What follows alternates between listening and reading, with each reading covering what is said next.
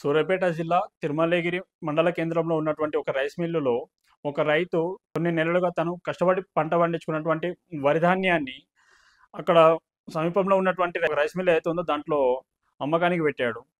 కొన్ని రోజుల తర్వాత డబ్బులు చెల్లిస్తామని చెప్పినటువంటి ఆ రైస్ మిల్ చాలా రోజులుగా డబ్బులు చెల్లించకుండా ఆ రైతు ఫోన్ ఆన్సర్ చేయకుండా ఆ మిల్లులోకి తనకు అనుమతి ఇవ్వకుండా ఇబ్బంది పెడతా ఉన్నారు.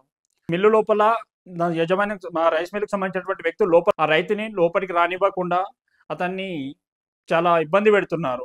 ఏం చేయాలో దిక్కుతోచనటువంటి ఆ రైతు పెట్రోల్ పోసుకొని చావడానికి రెడీ అయ్యి రోడ్డుపైకి నిరసనకు దిగాడు. ఓవైపు తన కూతురు చదువులకు ఫీజులు చెల్లించలేక ఇబ్బంది పడుతూ, ఇంకోవైపు కౌలు డబ్బులు కట్టలేక ఇబ్బంది పడుతున్నటువంటి ఆ రైతు చావే నాకు దిక్కు అని చెప్పేసి రోడ్డుకి ఎక్కడం నిజంగా ఇంతటి దారుణమైన సిచ్యువేషన్. 8వ తారీఖు నాడు వడ్లమ్మిన సార్ 145 గిట్టాలు కౌలు పడి చేస్తున్నా.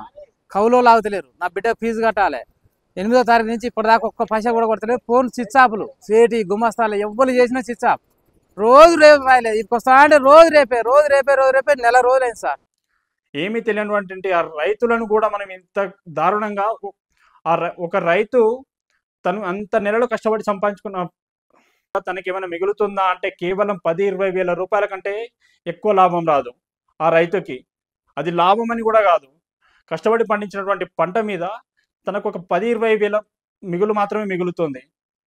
అలాంటి దాని మీద కూడా రైతులకి డబ్బులు చెల్లించకుండా ఇంత ఇబ్బంది గుర్తు చేస్తున్నటువంటి ఈ రైస్ మిల్ యాజమాన్యాలని మనం నిజంగా దారుణంగా దీనిపై మేము ఖండిస్తున్నాము. నిజంగా పోలీసు వారిని, ఏవైతే ప్రభుత్వ అధికారులు ఉన్నారో వాళ్ళని ఖచ్చితంగా ఇలాంటి వారిపై మీరు కఠిన చర్యలు తీసుకోవాల్సిందిగా మేము కోరుతున్నాము. అండ్ రైతులకు న్యాయం జరగాలని చెప్పేసి మేము మా ద్వారా. ఇంకొక విషయం ఏంటంటే ప్రభుత్వ అధికారులు, పోలీసు వారు ఎవరైతే ఇలాంటి చర్యలపై ప్రభుత్వ అధికారులు, పోలీసులు ఇలాంటి విషయాలపై త్వరగా చర్య తీసుకొని రైతులకు న్యాయం చేయాలని చెప్పేసి మా జనతా జంక్షన్ ద్వారా మేము కోరుతున్నాము. అండ్ రైతులందరికీ మా ద్వారా విజ్ఞప్తి ఏంటంటే ప్లీజ్ దయచేసి ఏమి జరిగినా చావే దిక్కు అని చెప్పేసి ఆలోచన చేయకండి. మనకి చావు ఒకటే మార్గం కాదు. మీకు ఖచ్చితంగా దానిపైన మీరు పోరాటం చేయండి. మీకు సమీపంలో ఉన్నటువంటి పోలీస్ స్టేషన్లో ఫిర్యాదు చేయండి. ప్రభుత్వ అధికారులను మీరు సంప్రదించండి. అయినప్పటికీ అవ్వకపోతే వేరే మార్గాలు ఎన్నో ఉంటాయి. కానీ చావు ఒకటే దిక్కు కాదు. మనం చనిపోతే మన భవిష్యత్తు మారదు. మన పిల్లల యొక్క స్కూల్ ఫీజులు వేరే వాళ్ళు ఎవరు కట్టరు. మనం చచ్చిపోతే మన కుటుంబం రోడ్డు మీదనే పడుతుంది. ఆ ఒక్క విషయాన్ని మనం గ్రహించాలని చెప్పేసి రైతులందరికీ నేను విజ్ఞప్తి చేస్తున్నాను. ప్లీజ్ దయచేసి అందరూ ఇలాంటి విషయాలపై రైతులందరూ ఇలాంటి విషయాలపై కొంచెం జాగ్రత్తగా ఉండి, కొంచెం నమ్మకంగా ఉన్నటువంటి తెలిసిన వాళ్ళ దగ్గర కొంచెం మీ పంటలను అమ్మండి. ఇలాంటి వాళ్ళ దగ్గర మోసపోకండి. అనవసరంగా మీ కుటుంబాలతో ఇబ్బంది పడకండి అని చెప్పేసి మేము మా జనతా జంక్షన్ తరపున కోరుతున్నాము.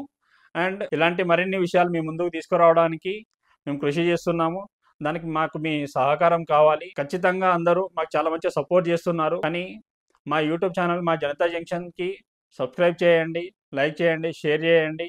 మీ సపోర్ట్ ఉంటేనే మేము ఇంకా ఇలాంటి మరెన్నో విషయాలపై మేము పోరాటం చేయగలుగుతాము. ఇలాంటి మరిన్ని విషయాలు మేము ముందుకు తీసుకురాగలుగుతామని చెప్పేసి మేము కోరుకుంటున్నాము. Thank you.